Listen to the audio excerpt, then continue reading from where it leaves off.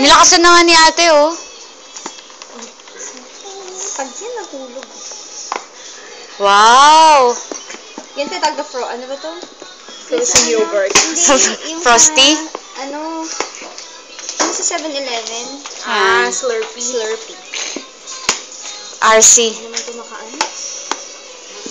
Oh, yan na, chorus na.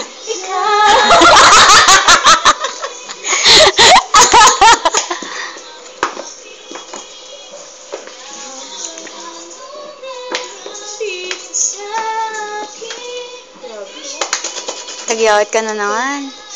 Magkakaroon na ako, te.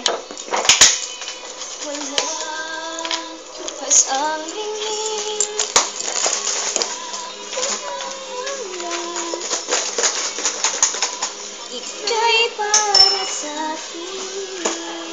Pwede na yan, te!